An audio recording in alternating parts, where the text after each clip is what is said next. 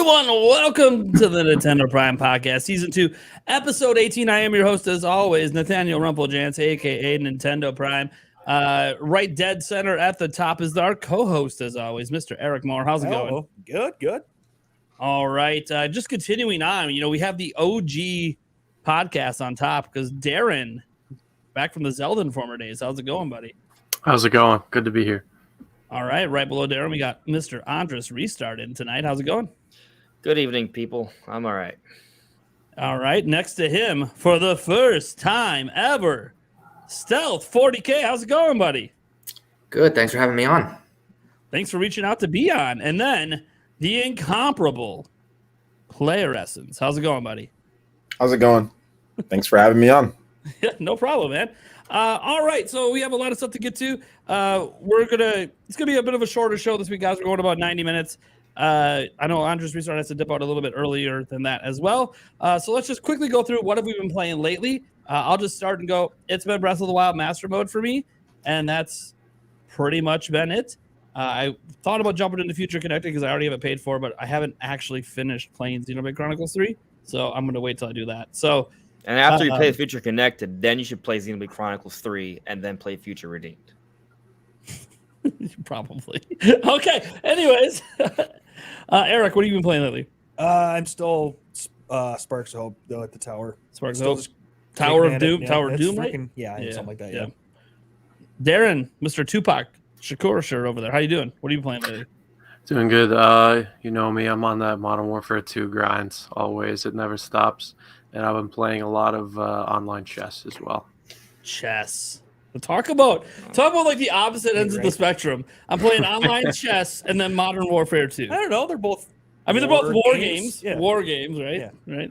It's all about the good strategy. for you in one way or another. Yeah, right. I don't know. Modern Warfare 2 seems to raise my blood pressure, but Did you play chess to bring it back down? I can understand that. It's like you get brain rot playing Modern Warfare too, so you need to play something that actually yeah, I need to bring myself back up. Chess. balances out your equilibrium. Because if you just play know Modern you're Warfare, in deep trouble when you come on and say, so I've been playing a lot of Go lately, the Chinese Go game. Oh, well, gee, that's even, you're really trying to get that brain going again. Andres Restart, what have you been playing lately?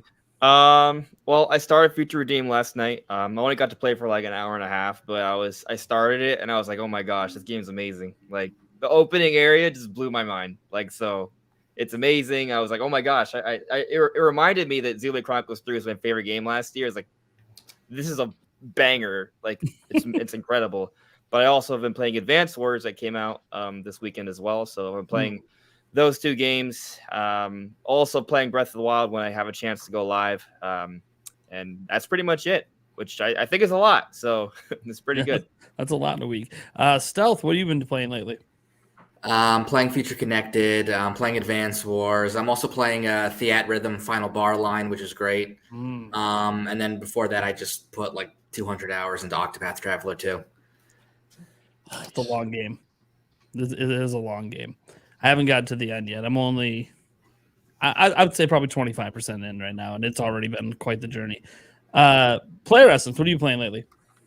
Future Redeemed. That game's incredible. It's like they always make the games like the DLCs better than like the main game, or like they fix so many things from it.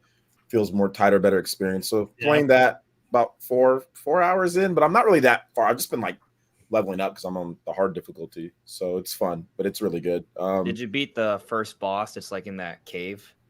Yeah, I went back and beat it. Yeah, I went back and beat that today. Like that unique enemy, like the that monkey or whatever. The giant gorilla. I forget the name. Gorilla. Yeah, he does like that Kamehameha beam that just like that's. I got smoked by him like twice, but I got to level 8. I wasn't strong enough to beat him yet, so I probably have to go back.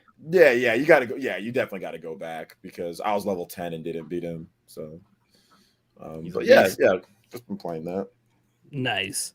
All right. Next up, we're just going to go over some quick headlines from the last week that we aren't doing bigger topics on. One of the ones that kind of popped off the last couple of days. Big shout out, by the way, to DocTray81, fellow YouTuber, for bringing this to many people's attention that the Nintendo European Research and Development Team, NERD, is hiring people for next generation hardware, in particular cross-platform play. That seems to be a pretty interesting thing to note. So you guys should go check out his video on that. He went pretty extensive into it. Advance Wars 1+2 Reboot Camp has some sales numbers, sort of, because we don't really get exact figures in the UK, but it did debut at number 3 in the UK. I think tomorrow we should have the Japan numbers. And then, last but not least, this happens every week.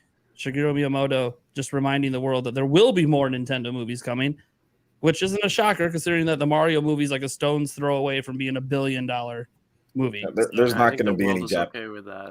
There's not going to be any Japanese numbers for Advance Wars, by the way. Oh, when does it release in Japan? It doesn't. It doesn't release at all? No. It doesn't ever release it in Japan. That's weird. How do I not know that? I don't live in Japan. I just assume all Nintendo games release in Japan. I don't know. I just assume all Nintendo games release in Japan. I have no idea. Not Advance Wars. Operation Rain Wars. Let's go. Yeah. Operation Rain Wars? Yeah. I don't know if they even care. Probably not. Yeah, they probably I'm going to move to Japan to start a campaign. We can trade Mother 3 for Advance Wars. Yeah. We care about that game over here, though. I saw your video though, Andres. So I was thinking, oh well, yeah. Once he hears that it's not even, he's definitely gonna think that they're not doing anything for Advance Wars. Yeah, it's not released in Japan. Poor Advance Wars. Doing well. Poor Advance Wars. Well, you know what? I hope it somehow hits 1 million. I just hope. It's number 3 in the UK. So I mean, there's something. I don't know what that means. It was actually it hit number 1 in the US too.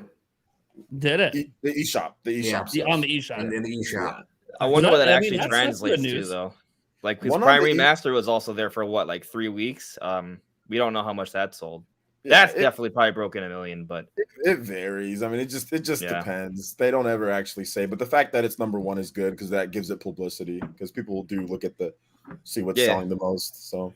Well, if it cracked 1 mil, it'll be in one of their financial reports later this year. So, it'll be a $1 million update if it happens to do that. If it doesn't, then we know it didn't crack 1 mil, and that might not spell good news for a potential new game. But who knows? Yeah, they might not even expect it to hit 1 million. They might be happy with like 500,000. We don't. After the delay and kind of dropping right before Tears of the Kingdom. And they got an indie dev to do that game too. So I mean, way forward. The expectations might not have been very high. Yeah, maybe they were thinking even 500,000. Maybe they were probably hoping. Who knows? Anyways, I mean, hey, if they're only hoping 500,000, I'm pretty confident it probably came close to that because then we could get another Advance Wars game, a new one. That would be really cool. Even if they get Way Forward or someone else to make it. All right, well, let's get into our first topic. It's probably, I mean, to say it's the biggest topic, at least of today, sure. The Future Redeem DLC yesterday is a pretty big topic as well for this week. But let's get to our first topic, and that is the Tears of the Kingdom previews have arrived today. They're everywhere. So, we don't have to go over everything that was shown because there was obviously quite a bit shown. It was 2 different demos. One was a 20-minute demo up in the supposed starting area, and then one was a 50-minute demo on the ground that also it's open world, so they wanted you to go to the sky and do some sort of quest up there. So I just have a few things to go over here. First off, what was our favorite new thing that we learned about the game from these previews? It's hard to pick one thing. That's the problem. It's just kind of mind-boggling. I feel like we're still trying to sift through, but you know what? I'll just put something out there. I think to me, what's most exciting is that we're seeing that the amount that we can do between Ultra Hand and Fuse is kind of seemingly limitless. And like now, like when I was joking around about building a giant sky city or like an actual life-size rocket ship, that might be possible, which is crazy. You might be able to go to the moon. We'll see, man. The theory has life. We'll see. Yeah. Let's see. Who wants to go next? I mean, I liked the seeing what the different things did, being like attached to arrows and things like that. Like the sapphire, who would have thought to shoot a sapphire with an arrow and then have it do ice damage? That's pretty cool. The lightning damage from the other stones and things like that. It's just cool to see the different effects that some of the things attached to arrows had. I also like that the really cool. effect when you use the gems is bigger than when you're using like the chew jellies. I mean, you saw a number of people kept killing themselves because they weren't prepared for how big the AoE damage was when they were firing the gems. Which actually makes sense because it's a lot more, rare, quote unquote rare. Yeah, it's expensive. It's bigger. Mm-hmm. Yeah, like for sure. Yeah, I want to double check, but I could be wrong on this, but I want to say that if you read the descriptions for the gems in Breath of the Wild, they made some reference to elemental typing, or I could be confusing it with another game. I'm not sure. If someone in the chat can confirm, that'd be great. But. Yeah, someone in the chat probably can. Yeah, I don't have the game open right now because it's not that I don't know if I've ever even read the description of the gems. I didn't really care. I just know their names and then I have to hand them in. Yeah, I feel like I'm probably wrong, so just pretend I didn't say anything. I mean, if there was that's cool. Sort of some foreshadowing that maybe they might have had this idea before, but they just went in a different direction. I mean, I can go next, I suppose. It's one of the weird things. Wait, I just confirmed. What did you just precious gem mined from large ore deposits found throughout Hyrule. Rubies contain the power of fire and have oh, nice. Whatever. That was an IGN description, so Well, I mean, we're going to leave IGN alone today in the show.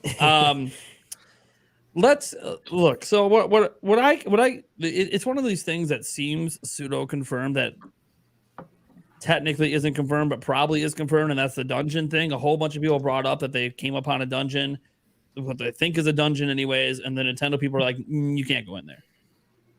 Just no, you're not going in there.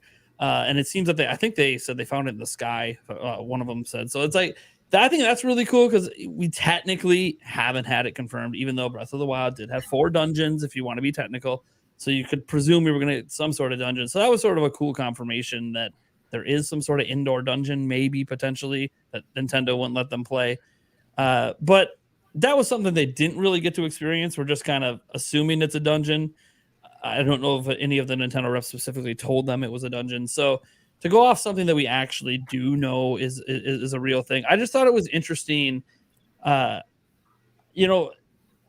they're going up against that camp, because they have a camp that they were able to go up against one of their objectives before the tower.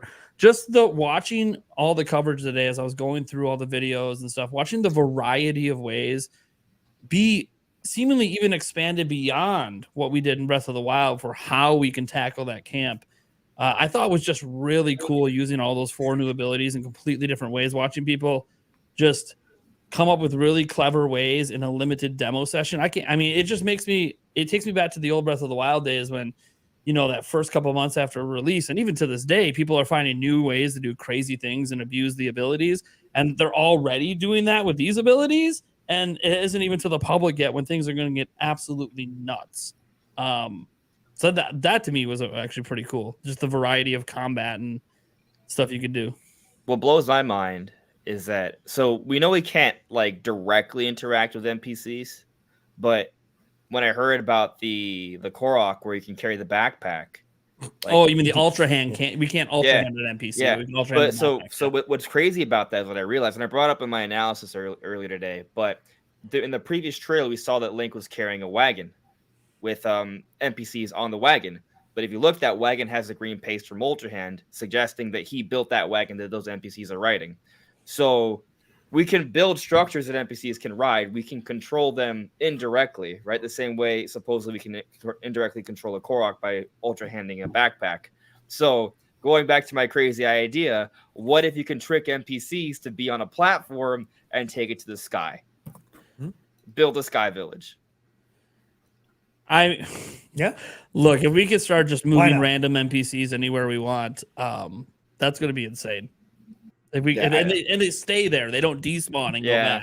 Yeah, I don't think we'll be able to do that. Yeah. I think that was a specific mission or a side quest. Yeah. And if you try to put them on something, you're not going to be able to put them on something. They're going to just kind of jump off and be like, "What are you doing?" Yeah, you're probably right. I agree with you, but it's just kind of like there just seems like so much potential. It's kind of exciting to think about. Yeah, but what if somebody took you and put you and just lifted you up into the sky when you didn't want it? There's no potential in that. Yeah, but we can also bonk Koroks with rocks. They probably don't like it, but we do it anyway.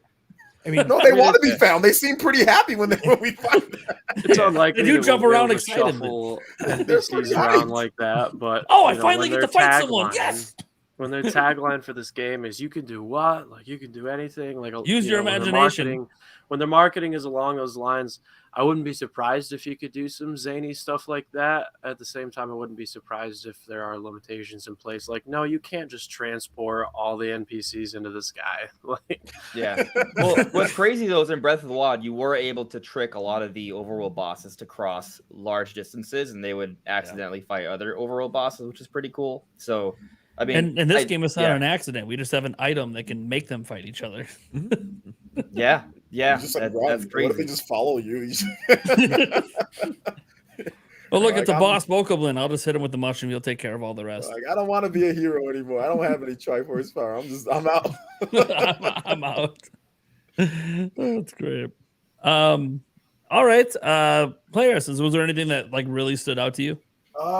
Everything. I know that's cliche, but everything. The whole thing, just everything stood out because no matter what you want to say about Breath of the Wild, there's no other game on the market like it. It's not even close. No other game on the market like Breath of the Wild. There's some PC stuff, there's some, stuff, but people compared it like, what's this game? I'm like, this looks kind of like Minecraft, man. This seems to be like sandbox, like Minecraft. Like you can not like exactly plays like Minecraft, but the creativity that you can have in there, like all the different stuff and tools for you to just mess around. Like they apparently at the previews, they were telling people try to break the game, just do whatever you want, So when you do stuff like that at a preview, most of the time developers are like, hey, don't do there's certain things. We don't want things to break, So they were just like, do whatever you want. So that was what really impressed me, was just the amount of variety, because that's what Breath of the Wild was all about. It was about just getting lost in a world, man. You could be having the worst day, but when you played Breath of the Wild, all that just went away. So I feel like that's how this game is going to be. It's just, man, you can get shot. And as soon as you're like, man, I got to recover. So I'm in recovery. Give me that Zelda. We're good. Wait, Tears of the Kingdom, I mean, but nobody get shot, please. Nobody please get shot here. But yeah, man, like it's just that's what's exciting to me. Just variety, just tons of variety. It's been a while since I played a really good sandbox-esque game. Yeah. And the fact that Tears of the Kingdom is taking this direction and building on Breath of the Wild in that way is super exciting. I think you're absolutely right. What about the rockets, though? You guys, I think the rockets are super cool. Oh, I like how limited they are, but I also think you're going to do so many crazy things with them. They're not overly powerful. Like you just rocket everywhere, but they're just like dope. Like you can hang on to them, you can like fuse them, you can put them on things, you can rocket arrows, baby.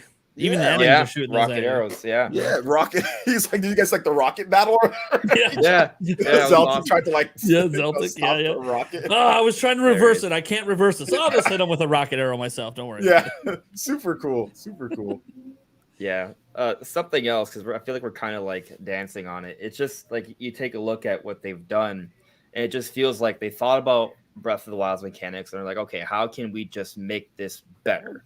Like they weren't like, obviously they've done it where it's fresh, but like for example, like the systems in place, like how there's all these new items you get, the Zonai items, right? Like it's a separate subset of items, and that gives you so much flexibility with what you can do with the world.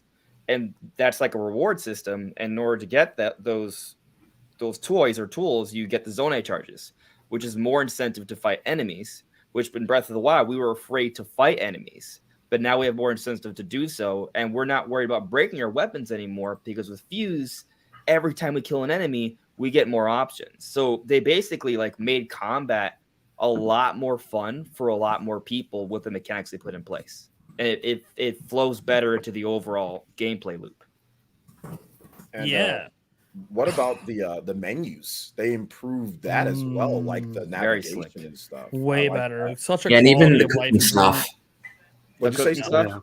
And even like the cooking menu that they showed, where it's kind of like Harvestella, where there's like paintings of the dishes. Mm-hmm. It looks really nice, and like underneath it tells you exactly what you need. It's very like quality of life improved. Yeah. I love the recipes now. Yeah. That's awesome. I'll say one thing that I liked that probably a lot of people might not like is the confirmation that Koroks are returning in terms of the hidden Koroks. No, there was a bit of a negative reaction to that today. Yes. Yeah, I mean, I loved it in Breath of the Wild. I found everyone because it gave me an excuse to like climb every mountain and find that rock in the middle and lift it up and get that Korok seed and have it show on the map that I explored it. Because in Breath of the Wild, there's not really an indicator of like, oh, I've explored this place before. You can forget very easily where you've been. But if you find a Korok seed, that little gold icon is right there. So, oh, yeah, I went there before. So it's not just a collectible. It's like a notification reminder. So I actually like that it's there because of all the exploration that there's going to be. So I thought that was pretty cool. And then, like Nintendo Fangirl had a video where she went over some of the fuse stuff, and she fused like the TNT barrel to her shield. And you could do like kamikaze stuff like that. There's just a lot of stuff that you can do with the fuse. There's a lot of potential there. Yeah. You know what's crazy though? Going back to the Korok seed thing, like, because I mean, I understand why some people are frustrated because it's like feels very samey, but it's not necessarily samey to your point. Like it's a fun thing that fills up the world and it helps kind of track our progress. But what's cool about your point though is that now we have the coordinates. We actually can track exactly where everything is on the map. So if you go online or if you get advice, oh, it's at 356 negative 2121, like you can track where Korok seeds are now because of the coordinate system now. So That's that kind of adds another wrinkle. I think the thing is going to be exactly what does it do. I think people were more upset. It's like you collect all of them, you get a big turd. You get like nothing. And like they're like, oh man, I got to get this to expand my inventory. Like, what is the function? Is it the exact same function? Do we have to go to the Hetsu guy? I actually think they confirmed it. It is inventory again. Okay, so it's so but who do you take your Korok seed? You just do it in the menu? Because if you could just do it in the menu, like let's just say there's a menu that you say upgrade, that would make it quality of life. I suppose they never confirmed if we do turn him into Hetsu. Just all of the Koroks are wondering where he is and can you find him? But one thing that was confirmed now is it's not just like a hide and seek, like that Korok with the backpack. That's actually a quest. Yep. And if you do it, you get 2 Korok seeds, I think. I think Nintendo Fangirl had that in her video. Oh, it's a quest. It's a quest. Yeah, and you can get Korok seeds from it. So I guess there's Korok quests and then the findable Korok. So it might be a little different, but if they can mix it like 50, like 50-50, like 50 is just random puzzles in the world, and then 50% is like quests or like more in-depth stuff. I think that would help with it too, because I think for a lot of people it just felt kind of samey, flipping over 150 rocks for Koroks, and stuff like that. Like having more variety might make it feel better. And I mean that obviously the example of the quest is cool, but it's like I just hope that's not like far and few between. Like, oh, there's only 10 of those quests in this 1,000. I get the feeling it's more optimized this time.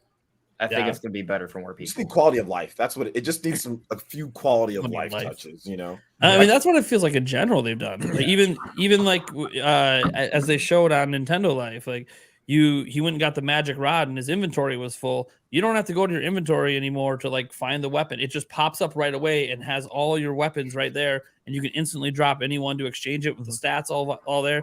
Like that is such a massive quality of life improvement to not sift through the menu system. Huge. I mean, and that's even saying now the menu system's massively improved. Like it's so much better than it was in Breath of the Wild. You're no longer mashing the right stick through 17 pages to get to where you want to be. Just in general, everything that was sort of a minor annoyance that like people didn't complain a ton about, like say the menu system in Breath of the Wild. It wasn't a massive complaint, but it's one of those that everyone knows. It's a little annoying. Everyone knows. Yeah. And they just had that fine attention to detail. It makes you wonder, so what have they done with the bigger things? And that's a lot of that is still left to be answered. People who had problems with the story or didn't like the way the shrines were handled or didn't like the dungeons. All of that is stuff we still don't really know that much about. And I think that's really cool because I think Nintendo's trying their best to keep most of that until at least the review embargo, if not when the game comes out. Yeah, one other thing they also showed was how the map works, where there's 2 maps now. There's a land map and there's a sky map, and it'll transition, I guess, once you get high enough. And maybe there's a third map we haven't seen for the underground. Yeah, there could be an underground map for sure. Hit tiers of the kingdom, and maybe not the tiers you're thinking. But there's also that's very cool. There's like teleport. I forget what the exact name, but it's like teleportation medallions, and you can place them on places. So like if you mess up or if you fall and you didn't mean to, you can instantly warp back to where you were. It's just a nice quality of life thing because I'm sure, like, if you fall, you don't, it does take time to get back up. If you want to redo something, so I thought that was a nice feature. Yeah. There's just a lot that I really liked about what they showed. I mean, I think one of my favorite lines, because one of the number one criticism for some people is that it's like Breath of the Wild because some of the combat feels the same. We still have the sneak and strike, and we still have the flurry rush. And Zeltic, being a big Zelda guy, is like, hey, I'll admit when I first started, it felt a little bit like Breath of the Wild. By the time I'm done, nope. Hype confirmed. Isn't that the point, though? It's supposed to feel familiar, right? It's a sequel. Like when I played Uncharted 2, I was like, it's Uncharted, but it's way better. Yeah. Like when you play Spider-Man Miles Morales or Spider-Man 2 coming up, like Final Fantasy 16 should feel like a Final Fantasy game. Mass Effect 2, I'm like, whoa, this is like Mass Effect, but it's way better. Like, that's the point. It's supposed to feel somewhat similar, but then I think people are just so used to Zelda games being so different from one entry to the next. Sure. You know what I mean? So people are like, oh, this looks like the same game. It's like, yeah, that's kind of how sequels work, and we're not used to direct sequels. Yeah, very few in the Zelda series. You had Ocarina of Time, Majora's Mask, and that's about it. You could make a case for like there's Link to the Past and Link Between Worlds. Yeah, there's like you can do Link Between, or you can do like. But typically, like the mainline console games, you don't really Phantom Hourglass and Spirit Tracks, the trilogy. You don't really have games that are direct sequels and look just like each other. So it's something different that the Zelda community is going to have to accept for this game. I think a Link once Between they get Worlds, their hands on it, I think they will accept it. I think a Link Between Worlds is the only one to take place in the same world. Yeah, if I remember right. Yeah, I mean, there's like a 15 million unit gap between Breath of the Wild and like the next highest selling Zelda game. They would have been stupid. It's probably like 20 plus. It's probably 20. But they would have been stupid to not like capitalize. Like people like this Link, they like this Zelda, they like this world. So let's just build on it. It would have been dumb to do anything else. With that stealth, like you have like the regular Zelda fans that are core. Everybody loves the regular Zelda games, and then you just have people that like open world games. No matter what anybody says, open world games are just popular. They're just look at Witcher. They're fun. Dude, Witcher sold 2 million on Switch. That game, like that crusty port. It's not bad. It's not bad, but that sold 2 million. Especially at the time. At the time, it was definitely it was like $60. It was way more expensive, and that sold 2 million on Switch. Like open world people buy games, and it had a sales bump after they added in the PC setting, so we could sharpen things. And it's like, how is that bump in sales? This is like basic setting. Okay, cool. You know what? For at the time, it's not a bad port. Today, a little rough around the edges. Skyrim sold. I think I have a little bit of information here. What's that game? The Obsidian game on the Switch. Oh, the one that ran like crap. God, I forgot the name of it. Anyway, that sold like 500,000. It was Outer Worlds? Yeah, Outer Worlds. That sold well for what it is. Outer Worlds. Outer Worlds. There we go. That game sold actually fairly decent for the quality of that port. That did good. So, I mean, like people just like open world games, man. So Zelda open world, it was like a recipe for mega success. They'd be dumb not to double down on that one more time at least. And then maybe the next Zelda game will be like a Ocarina of Time. But like I don't know. I don't know if they're going to go away from this. Like if this also sells 20-30 million copies, like it's so far beyond anything Zelda's ever done. I mean, they're a business. Money talks. So we've had this argument before. I do think the art style will change, but let's not argue. Let's just agree to disagree. No. I'm talking about just the open world nature. Gameplay wise, I think so for sure. But let me ask you guys this question, right? Because I look at Tears of the Kingdom and I see what they're doing. You mentioned like the Minecraft elements earlier, OJ. Like it's kind of like I get the sense that they looked at Breath of the Wild, they saw the success, and they're like, all right, let's do something so it still feels like Breath of the Wild, but feels new at the same time, which is kind of what we're sort of seeing. But the kind of gameplay we're looking at with all the customization options and the creativity that it sort of enables, it feels like from a gameplay perspective, it might hit an even larger audience than Breath of the Wild. Because not only is it open world, it kind of hits that Minecraft vibes too. Yeah. So, like, do you guys think, and I know there's a big argument on this, can Tears of the Kingdom, not immediately, but let's say, they have like a Switch 2 version or whatever, over the next half decade or so, approach or surpass Breath of the Wild sales? I don't know why this is like such a controversial thing. Do people not look at big games on Switch and what they do? Look at Splatoon. Splatoon 3 sold damn near the whole amount of Splatoon 2 Like in what? 3 months. Like 80% in like a short time. More than 80%. Yeah. Like it sold 10 million, 10.13 as of December. Splatoon 2 is I think at 12 million or 13 million, one of those two. Yeah. So 13. it sold, yeah. And then Scarlet and Violet did like in 30 days. Yeah. I think a lot of it's the Zelda game shock because we've only ever had one Zelda game do it.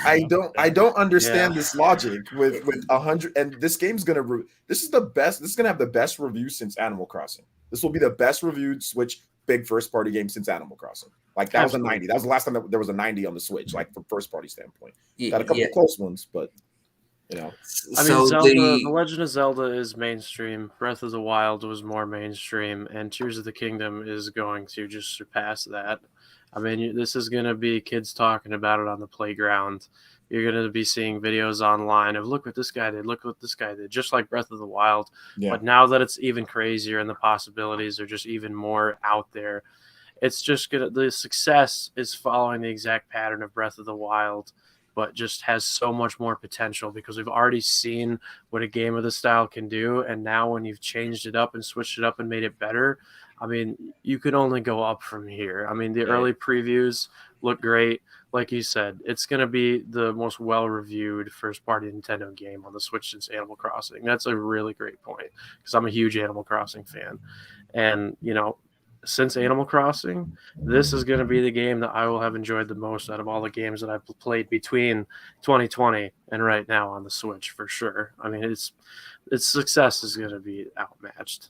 Yeah, so Nintendo's financial period. So Nintendo's will update their financials in a couple weeks, and it'll be official that Breath of the Wild hits 30 million.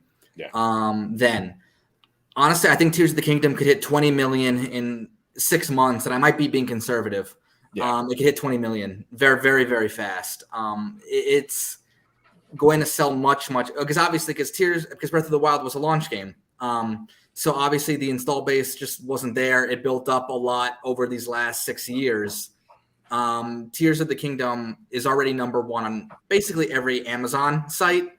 It's going to launch huge. The record right now for an exclusive on any platform is Scarlet and Violet Pokemon, which sold 10 million in 3 days.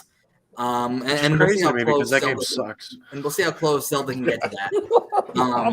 But it's open world, so that but it's open exactly. But it's open world. It's open world. Open world. Yep. Yeah, and so we'll see. I mean, how close can Zelda get to 10 million in 3 days? That's going to be an interesting thing to see. Yeah, I mean, to your point, like 20 million would probably be a disappointment. Just if you can kind of compare it to like the Pokemon and Splatoon scenarios, because they got really close to their predecessor sales in a short amount of time. So if in half a year, Tears of the Kingdom can't even hit 20, I would say that's disappointing.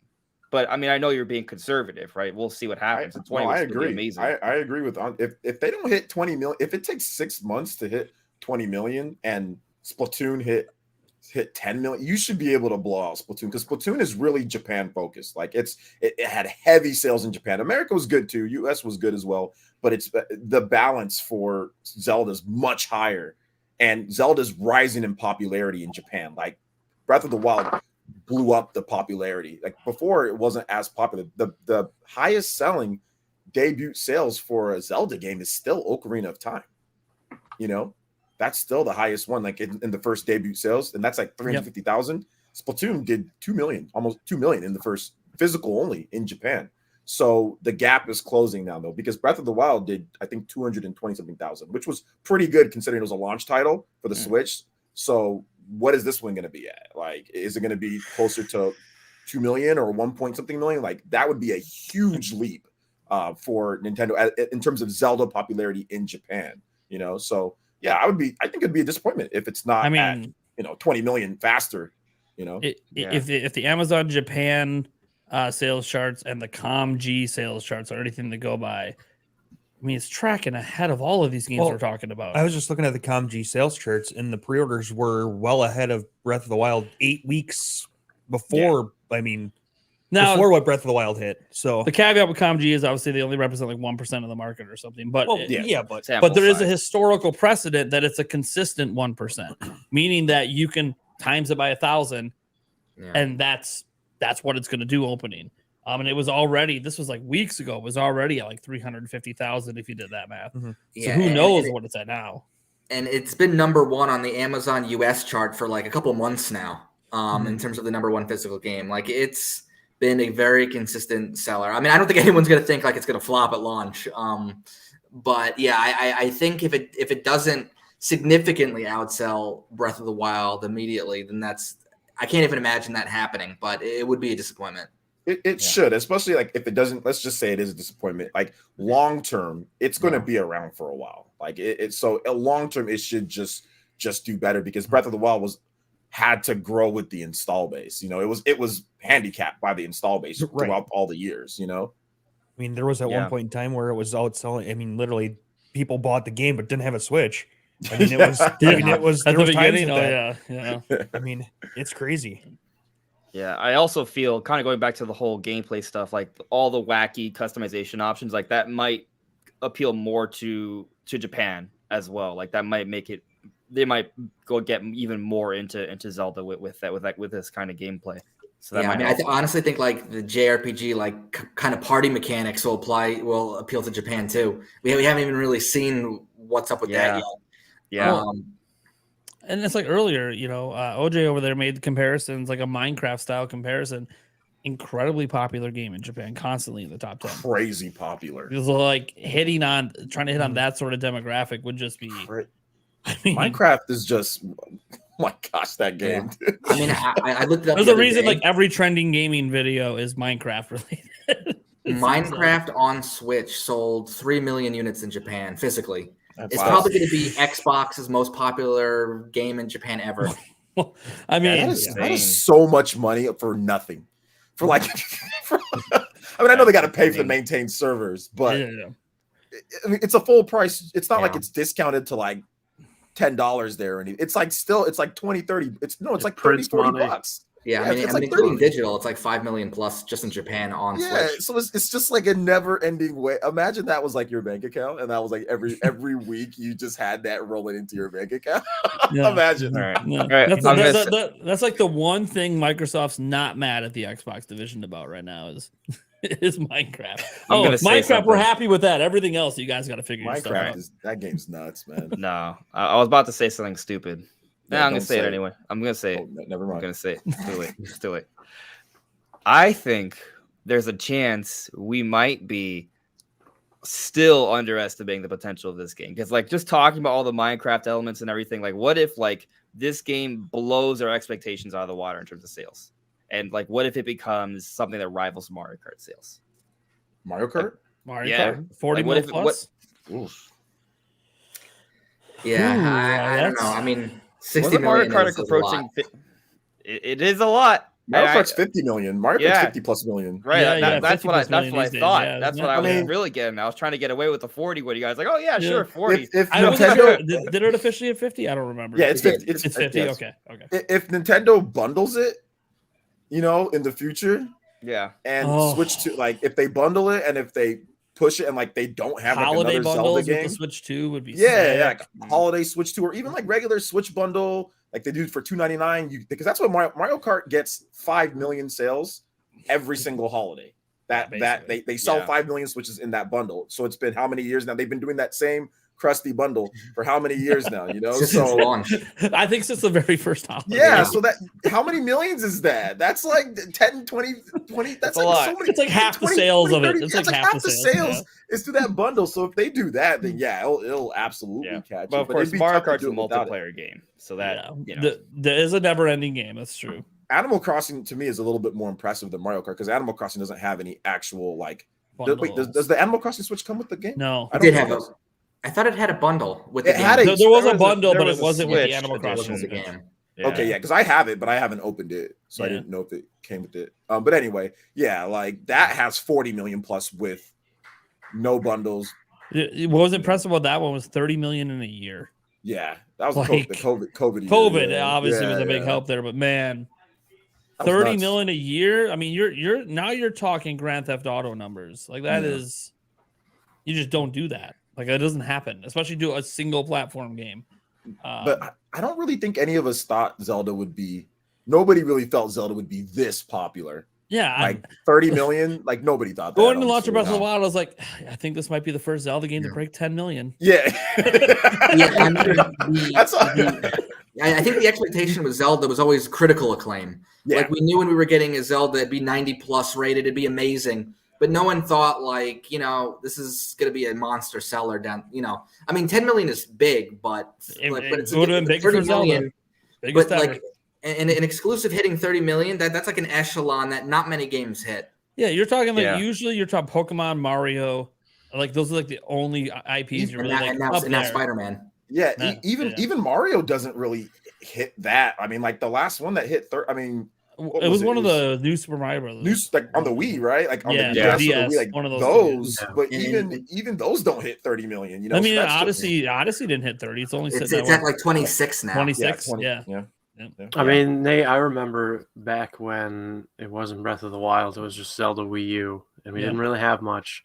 And you and I were having a conversation about sales numbers. We were looking at sales numbers for Skyward Sword and previous games, and we were like, man, if this game doesn't sell a lot of copies, like, what's that going to mean? Like, because we didn't know at the time. We had no idea, and it just blew all of our rumors. It's like the biggest team Nintendo's ever put together. And I'm like, okay, so coming off of games that didn't sell very well, they're investing even more.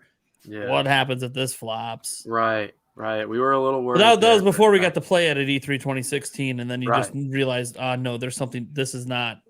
That was when we just got that one trailer with the horse and the guardian. That was it. We didn't have any. Re-examining that for 2 years, 3 years. Oh, forever. For every little detail. 2014, didn't see the game get till 20, so 2 years.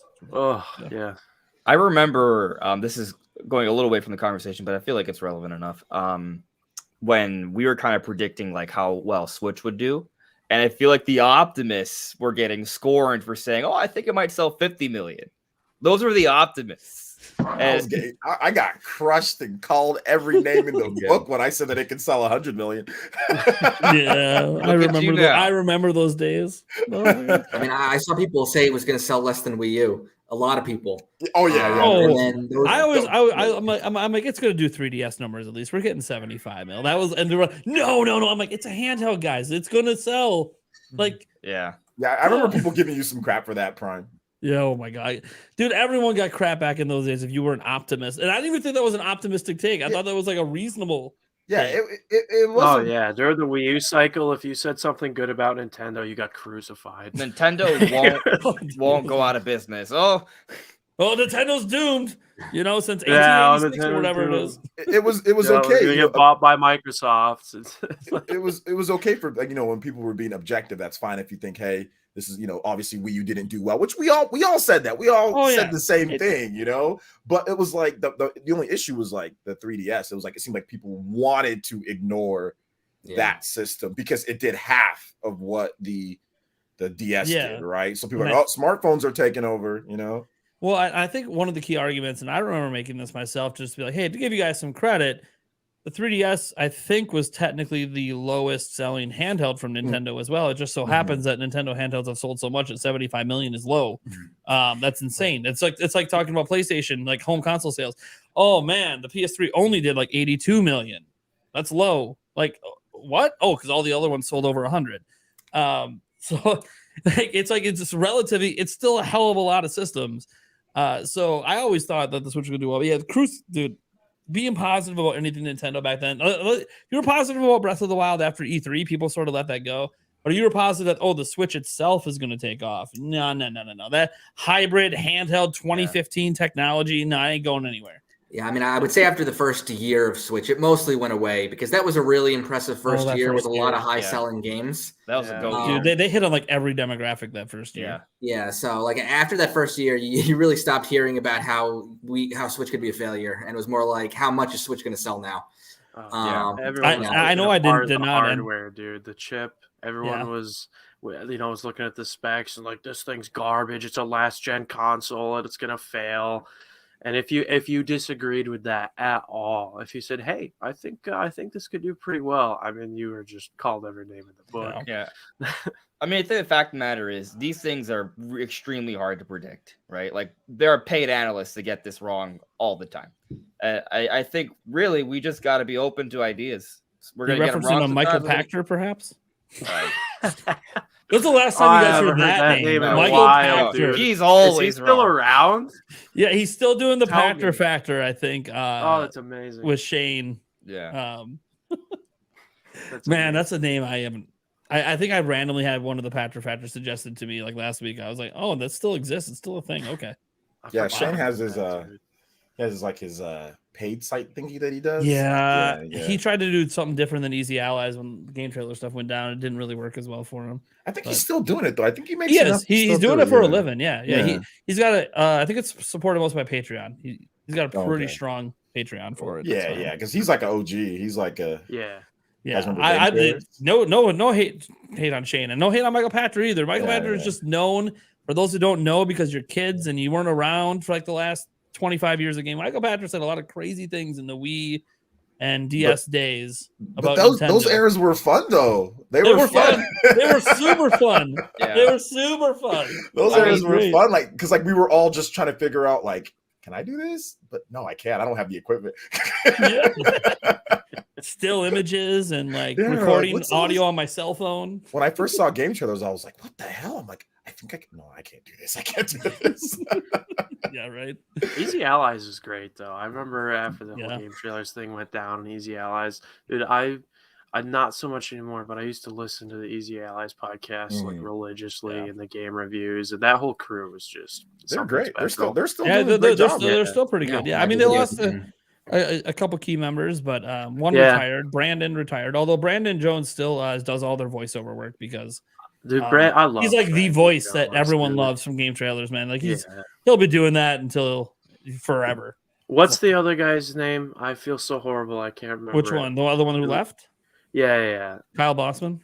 Yeah. The Bossman dude. Yeah. And they also lost Ben Moore. They lost Ben Moore. Yeah, that was Ben Moore too. Yeah. Yep.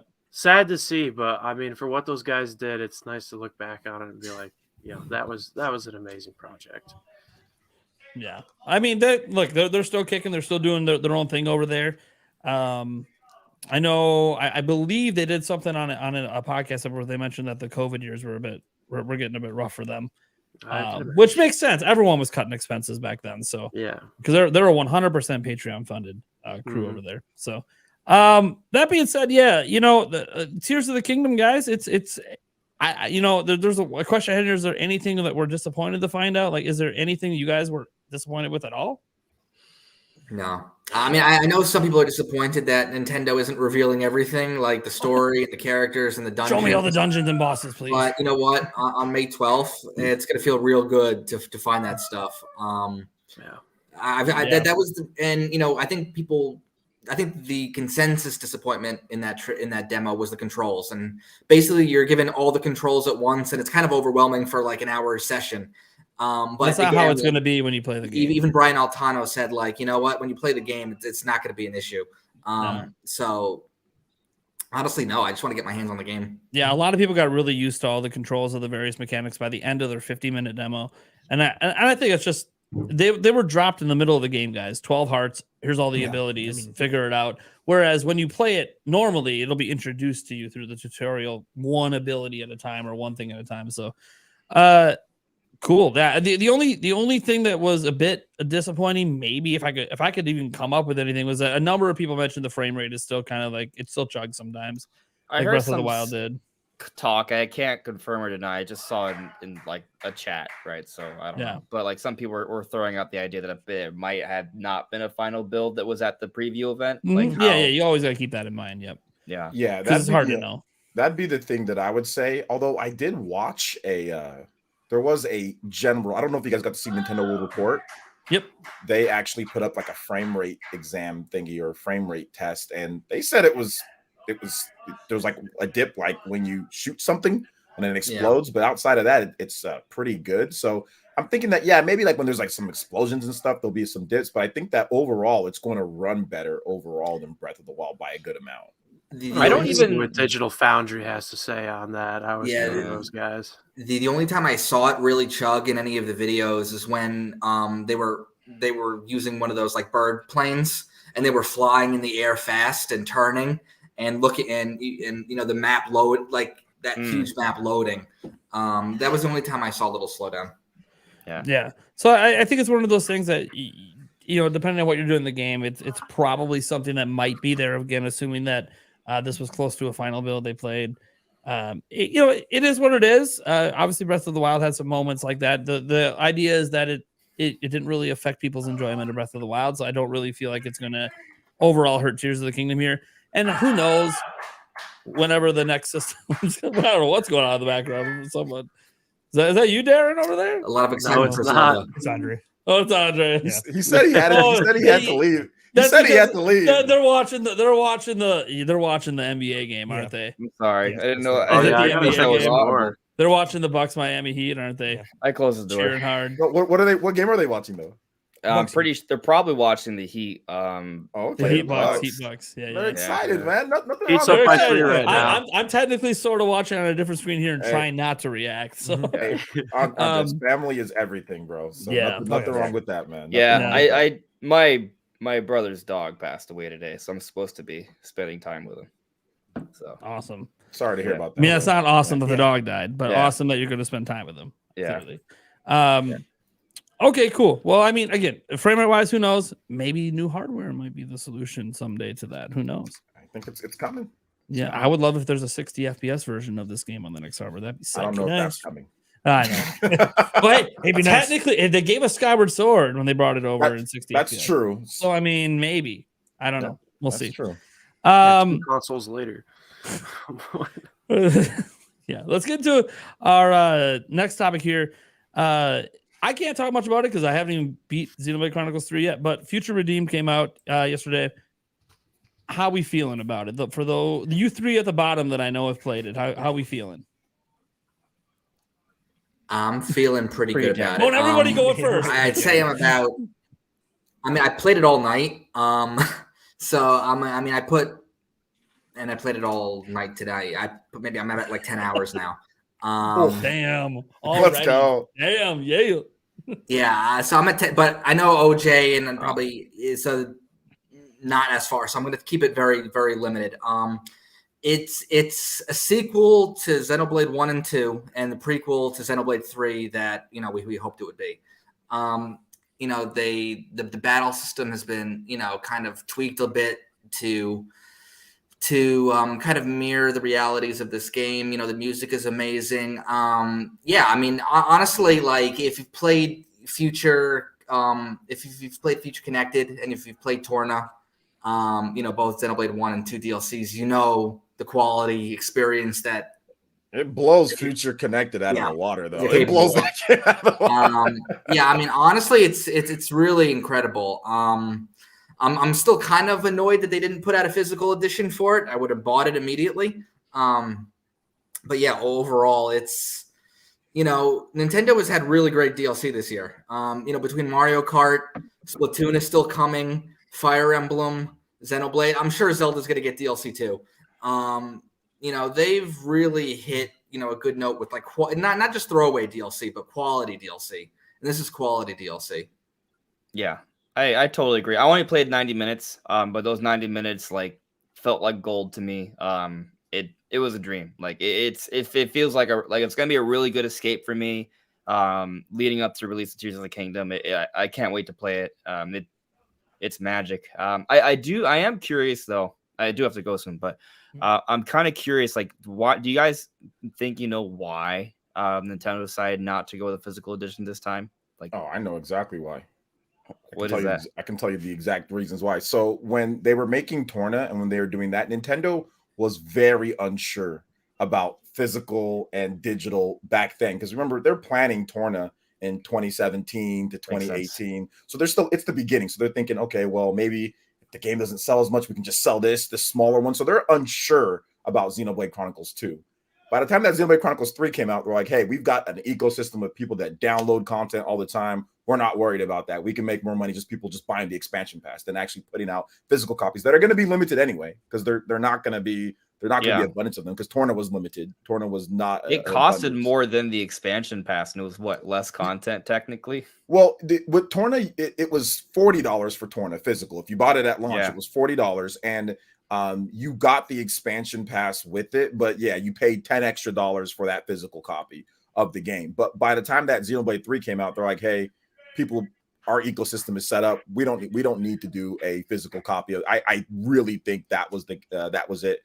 Because Nintendo never does physical DLC. I think they were thinking, if Xenoblade 2 doesn't do as well, we can just sell this to people, and physical, and people can just buy that. They weren't sure, because no Xenoblade game ever really hit 1 million fast or anything like that. It always took a while. The original Xenoblade X barely got there or didn't.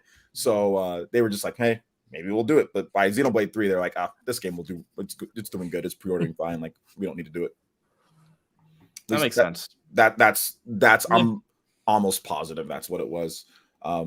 But to get to my impressions, but yes, I wish there was a physical. I would have bought it. I would have bought it ASAP. I always buy my Xenoblade games physical. I got Torna. It's great. Yeah, in terms of, I mirror what you guys say. Stealth. I'm about 4 hours in. It's great. It feels good to play. I think that's somebody who, even if you didn't play Xenoblade 3, or even if you played it, you could pick this one up and be like, yo, this one's might be like good for me, because it's a smaller, more compact.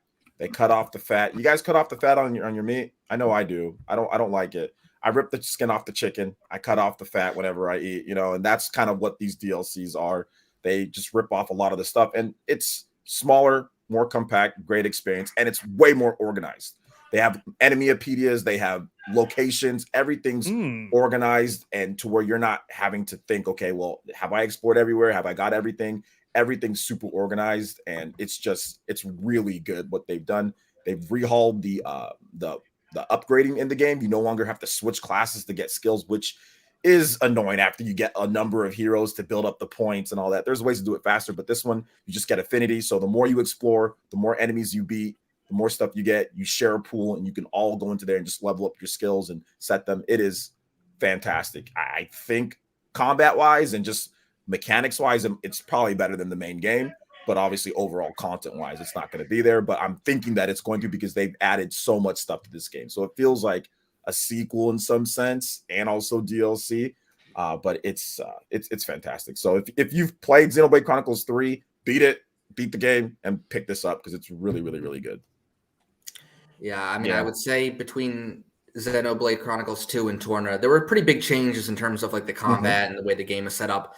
I would say Xenoblade 3 and Future Redeemed are very similar, but Redeemed tweaked some things because they knew that, I think Model of Stuff knew that they got it right with Xenoblade 3 in terms of the combat. It's just fun. So it's really just more of that fun combat with just some tweaks. Yeah. It's just very, very. I mean, if you played Xenoblade 3, it's just a no-brainer to play this because it just completes the story. Yeah. For me, like playing Xenoblade 3 and Future Redeemed, I mean, I do think you're right. It feels like a little bit more polished. I just kind of get the sense that they've kind of like mastered what they want to do with the Xenoblade gameplay, and I'm sure they're going to find a way to mix it up for them, whatever they do after this. But it just feels like the perfect, in terms like of gameplay and how it's all organized and put together. Like this feels like the most polished Xenoblade game yet.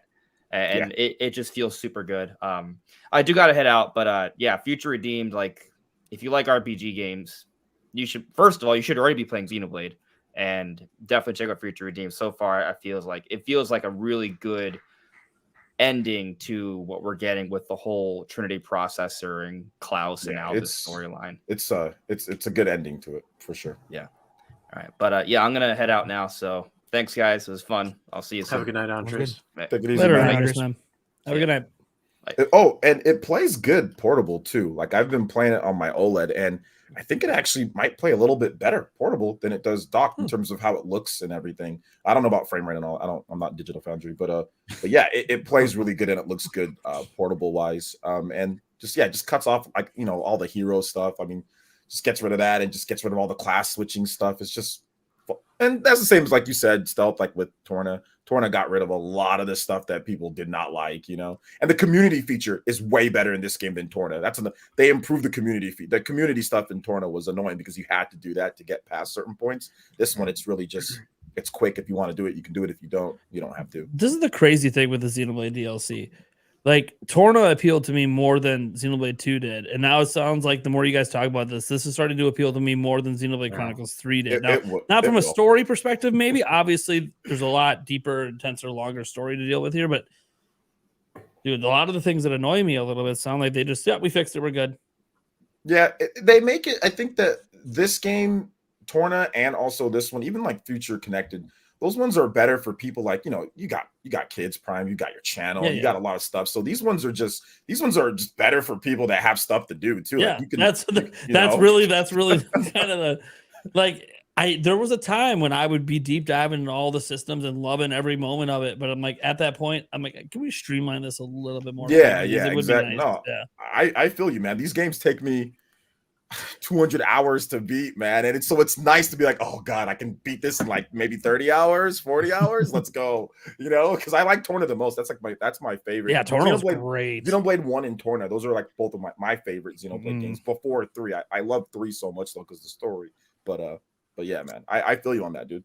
Yeah, I mean, it's kind of like the Legend of Heroes series, which is on Switch now, where it's on PS4 and Switch, and there's like 6+ games, all interconnected story, and it's a time commitment. It's too much. Yeah, and I tried to do Legend of Heroes, man. It's too much. And Xenoblade's kind of the same time commitment. Obviously you can play each game individually and you'll get enjoyment out of it, but you really get the impact if you play them all. And it takes time. I tried with Legend of Heroes, but there's just too much content this year, man. Between Fire Emblem and then all the other stuff, it was just too much. Yeah.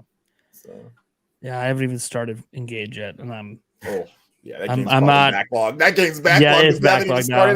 It's backlogged now. My hope is kind of like that. Maybe Nintendo does sort of. I mean, people don't want to hear this. I would like to have like a gap after Pikmin 3. Like, hey, maybe have nothing in August. That's my Fire Emblem month. That would be great. But people will be pretty mad about that. They want something, and they should definitely not hold back games because I'm behind, guys. They don't need to cater to me. But I gotta slip it in. I love Three Houses, and Engage looks so much better than it looks so much more classic Fire Emblem. Like I loved back in the day on GameCube and stuff. So I'm like, dude, I wanna. It's been a rough start to the year gaming wise. So I'm just. Yeah. I mean, Advance Wars just came out a week ago, and I put a day into it. And then Xenoblade DLC came out, and now Zelda's 2 weeks. I don't know. I've only put a few missions. For Advance Wars, they announced the Xenoblade DLC last week is dropping this week. Yeah, on the weeks, like you just really trying to make people forget about Advance Wars. I mean, I bought Advance Wars to support that because it's important. But when I'm actually gonna deep dive into it, I have no clue. Yeah. Yeah, I put a little bit of time into Advance Wars. Nintendo got me a review copy, so I'm going to definitely stream it at some point this week. But yeah, Xenoblade, man. Priorities. Priorities. Yeah, I mean, it's Xenoblade and then Zelda. I don't know. It's tough.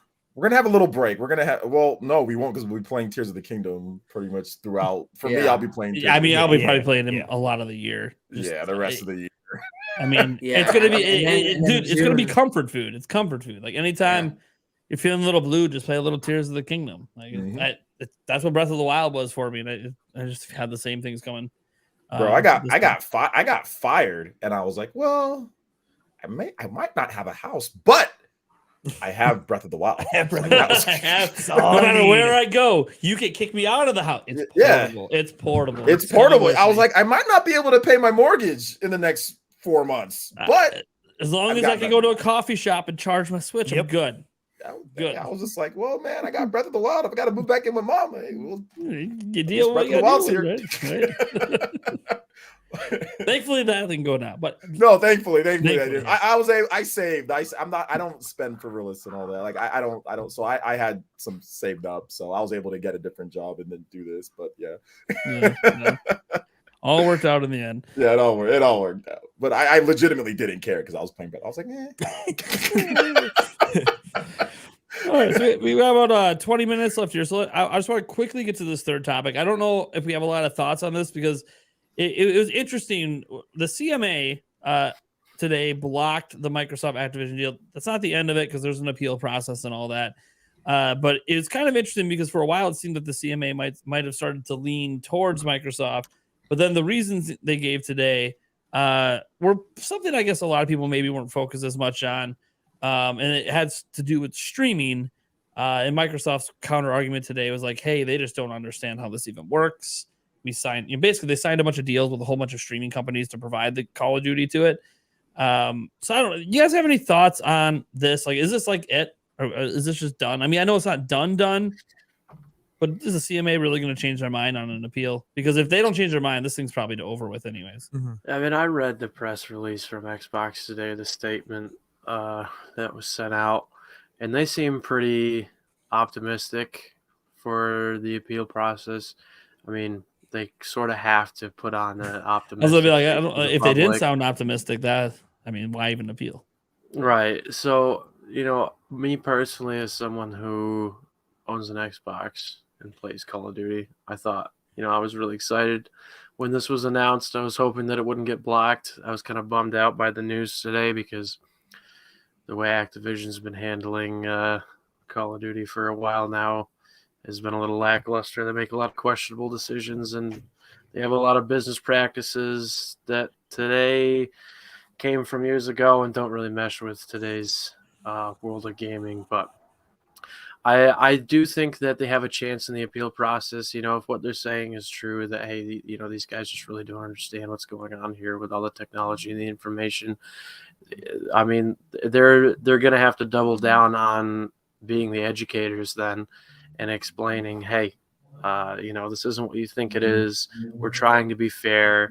Let's go through this process again and reevaluate. And I think there's a if this is a serious appeal process, there could be a good chance that this decision gets overturned and the deal goes through. And I hope it does because, I see really good things happening from this. I mean, their promise and, their objective to keep games on multiple platforms and how they have committed to that, I think is great. It was a really healthy thing to see because, automatically when this was announced, I was talking to a bunch of my friends. They're like, oh, Call of Duty's going to go Xbox exclusive. This is going to be horrible. Like, no, dude, that's not what's happening. I just see good things coming from this because I think Microsoft and Xbox as a whole, with the launch of the Series X onward, has been doing a lot of great things, especially with Game Pass. And being able to put Activision games on Game Pass would be great. I know for a while there were rumors of Game Pass on Switch. That never happened, but there was an agreement to put Call of Duty on Nintendo consoles, which I'm not sure how that would work, but I'm all for it. And, if this deal doesn't go through, that could not happen. You know what I mean? So I really hope that this appeal process goes well and they can get this through. Definitely. Well, yeah, the 10-year deal with Nintendo is contingent upon the sales. So, like, right. There's, Activision Blizzard might just not put anything on Nintendo if it doesn't go through. Right. I think what's interesting, and it's a perspective I haven't seen talked about much today, because, if you're on the internet, it's mostly Sony people laughing at Microsoft, or Microsoft people being like, oh, it ain't over. Nintendo people going, huh? Whatever. We didn't have it anyways. It's been an interesting thing to dig into a little bit, being that I do think that if it doesn't go through, I think that there's been some things that have come out, even just on social media from these companies, which is just really weird that they were talking so openly that there seems to be a strained relationship now between Activision Blizzard and Sony. And I wonder if the deal doesn't go through, if some of that could carry over as well into affecting things once the current deals that they have in place are over. But I don't know, like Sony themselves may have screwed themselves out of Call of Duty. You're saying? Well, no. They're not going to not release on their number one selling platform. PlayStation's their number one selling platform for Call of Duty. They're not just going to not go there. Activision Blizzard likes money, but they might not sign a marketing exclusivity deal with them anymore, right? Like they might just go, hey, we'll sign that with Microsoft, or hey, we're not doing this anymore. Well, Microsoft is still writing us a fat check to put it on Game Pass, and we're putting it on Game Pass either way. Like they don't need to sell to put it on Game Pass. They can just do that as a separate deal. So I I don't really know. I don't really play Call of Duty, but there are other IPs of theirs that I do play that's involved in this. That has been pretty much completely ignored because everything's focused on Call of Duty. So I'm not really sure what to think. For me personally, it's always been about Activision Blizzard got busted for some pretty nasty stuff, and I just want a management change. And I don't know if Microsoft's the right management change, but I would love a day that Bobby Kotick is not running the show over there, and I just feel like if this doesn't go through, or he's not going anywhere. So no, at least I don't think he is. Maybe if he gets indicted on something, but I mean, I'm just tired of this whole situation, man. That's what sucked. Yeah. They blocked it. Now it's an appeal, so now it's like another year of BS. Another year, just another whole. I muted the whole CMA, Xbox, Sony act. Like I don't care, man. There's too many good games coming out. I get it because, like, you want to have it exclusive and stuff like that. But I'll be honest, it doesn't matter. Even if it was Nintendo on the other side of this, I'd be like, I don't care. Like, I want to play Xenoblade. I want to play, whatever. We're eating good as Switch owners. Yeah, or I want to play whatever's coming out. Maybe they're showing off Mass Effect or whatever this year. I play Xbox stuff or PlayStation stuff. Like, I just want to play some games. Like, I'm not worried.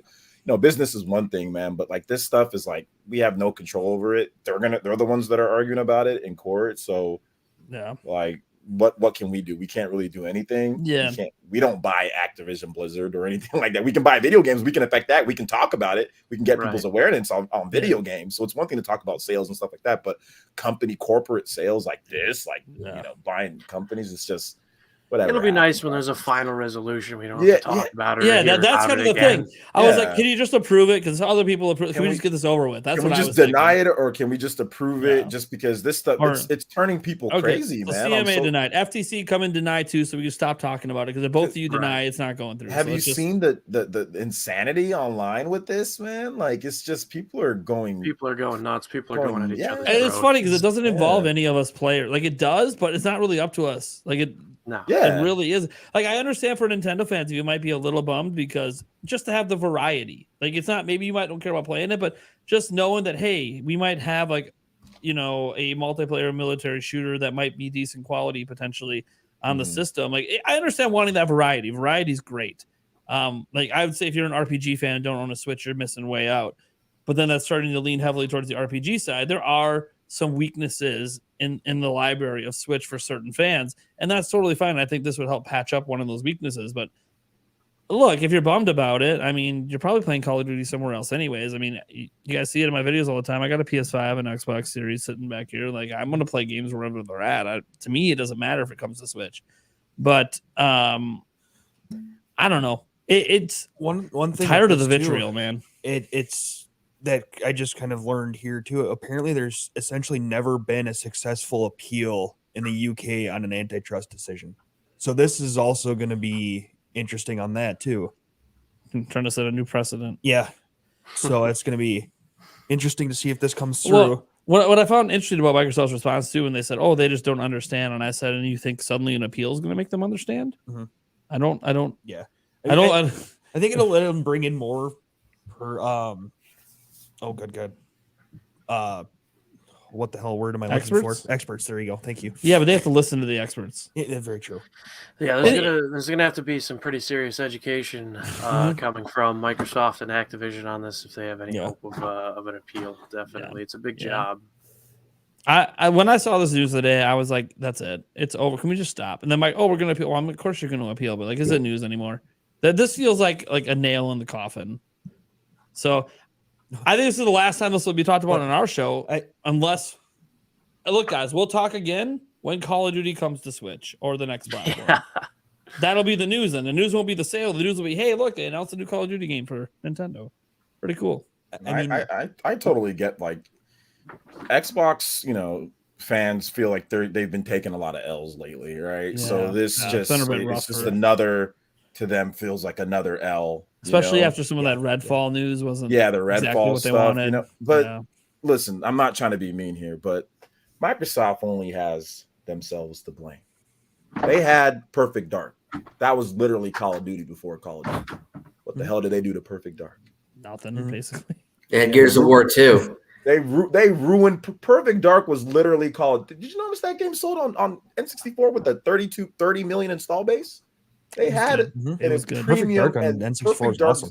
Zero killed the franchise. Did they had a good thing going with Halo and Bungie, and then they just somehow didn't lock that down? Why did they lock down Bungie all this time? You had this awesome thing going. You should have locked down Bungie early. You could have had. They have Banjo. They messed up Banjo with Banjo Nuts and Bolts. They messed up Conquer. Where's Conquer? They have all these franchises. They wouldn't even need Microsoft, or they wouldn't even need Call it or Activision if they just took care of business.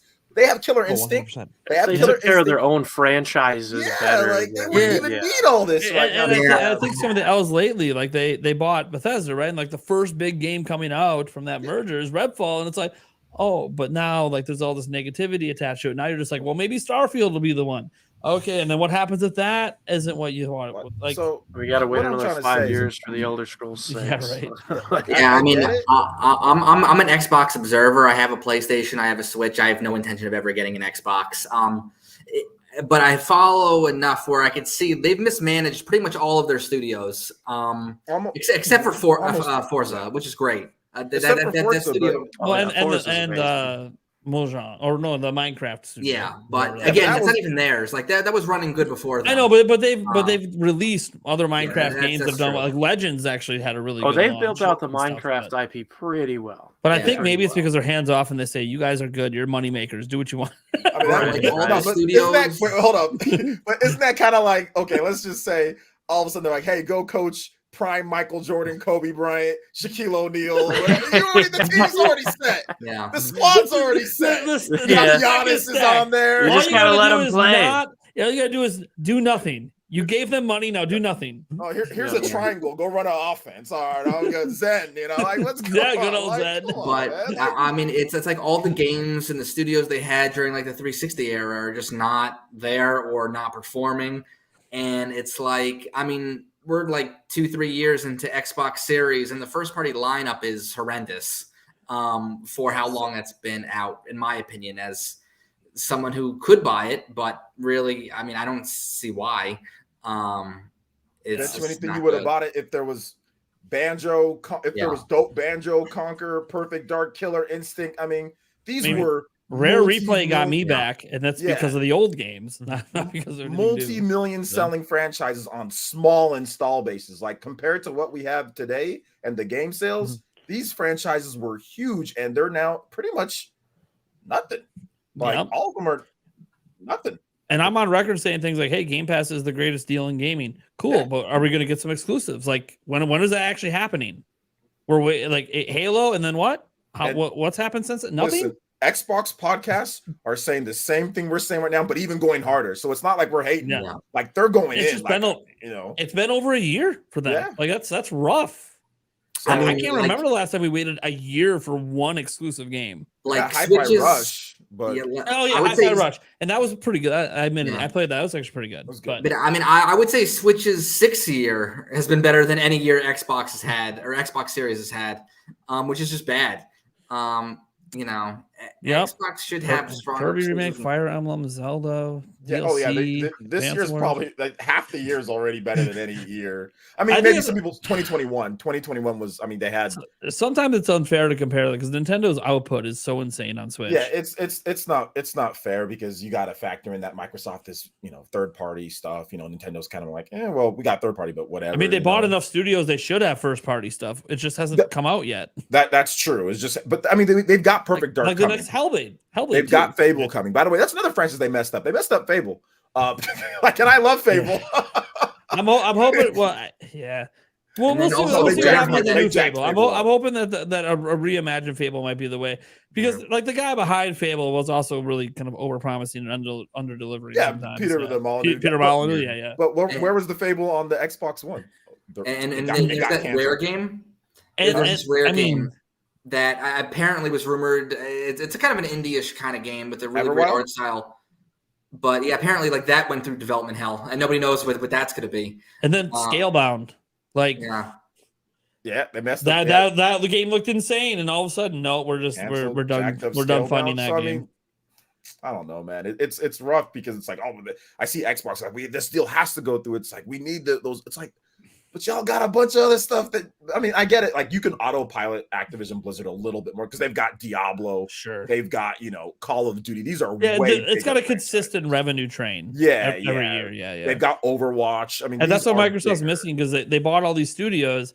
And the thing is, people forget all these studios were bought like within the last 5 years. Yeah. And AAA gaming takes 5, 6, 7 years to make a game. So like it's going to take a long time you're going to start seeing some of the games this year and the following year and the following year. But like that, you got to have the patience once they bought the studios. And we've seen a couple like Psychonauts 2 came out that ended up being phenomenal. But that was like 2-3 years ago now. Like it's 2021. 2021. Yeah, 2 years ago. Like it's too much time. Yeah. I just whatever. You know what? Xbox. I mean, here's hoping things are okay. There's whispers in trouble in paradise that Microsoft is not happy with the Xbox branch right now. That's Phil Spencer's problem, by the way, not ours. So we'll just have to see what happens with this deal, whether it goes through or doesn't go through. It's not going to affect Nintendo people too much outside of we were supposed to get Call of Duty. We'll see. Maybe we somehow still get Call of Duty on the next system, but at least it got Nintendo and Activision talking. So I mean, if you want to look at it for a positive, Nintendo and Activision have talked at some point during all this. So that's some positive news for future games. But oh well. That's really all I can say at this point is, oh, well, it's just a bunch of corporate businesses yelling at each other and the government's involved. So, yeah. I mean, recipe for disaster. Recipe for a big You went there. Yeah, right? No, it ain't. No, come on, man. All of us low-key hate the government. Look, it doesn't matter, by the way. It doesn't matter who's there, but we all hate the government. We all do. Let's just keep it a buck, man. All right. Yeah. All right. You're not wrong. No politics. I'm just saying. Not wrong. I know. I'm just like, no politics. Also, no politics. The facts are the facts. That was the facts are the facts. It wasn't political. You weren't taking sides. Nobody here disagreed with me. It was like, oh, no, I love the government. Yeah, that was not political. No lie was told. That's all we need. As soon as you become an adult, you're like, screw this, man. I don't think I've ever heard anyone say that they love the government. So, like, as soon as you start paying taxes, you're like, all right, screw this, man. Yeah. Yeah. Oh boy. All right. So that's gonna do it for this week's episode of the Nintendo Prime Podcast. We're gonna go around the room. First, I want to make sure we shout out Andres Restart, who was here earlier. You guys go check out his channel. He does excellent discussion and theory videos. I know he's got several more big things coming all the way to lead up to Tears of the Kingdom. Plus more, man. He's got a lot of content popping off over there. He's got Xenoblade content, Metroid content, and so much more. So go make sure you go check him out. We have a link down in the description to his channel. Let's see. Stealth 40K, want to tell people where they can find you and what you like to chit chat about? Sure. They can find me on Twitter at Stealth40K. I talk about really just Japanese gaming news in general. Yep. He sure does. That's like, yep, that sounds about right. Accurate description, yeah. Just don't come to me about Japanese sales. I don't even know what's releasing in Japan anymore. Player Essence, what do you got coming up? Where can they find you? Yeah, just find me right here on YouTube, Player Essence. Just doing Zelda, doing RPG stuff on the channel, and I live stream. So yeah, if you like all that, I'm there. Yeah. And I think you still on Spawncast every week? I haven't watched that in a while. Yeah. I do Spawncast. So yeah, if you want to stop by there on Saturday nights, yep. Yeah, absolutely. Cool.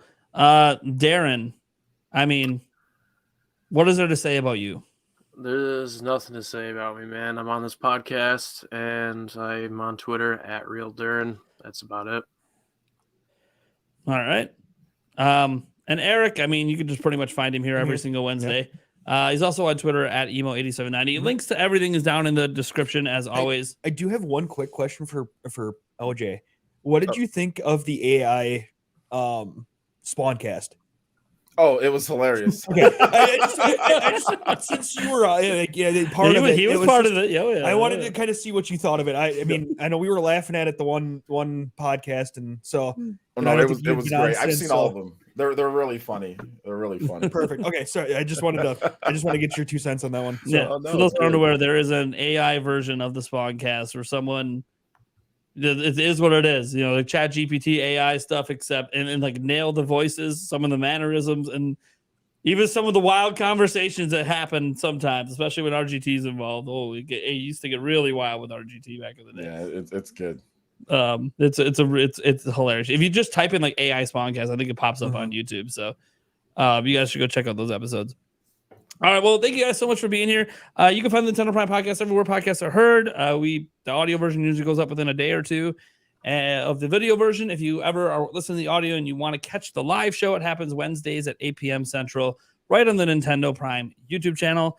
We'll be back again, same time next week, talking, I mean, at this point, probably Zelda, and then I don't know what the other topics are yet, so we'll get there. I'm sure something will happen. Something will probably happen. Hopefully something good. Catch you guys later. Later.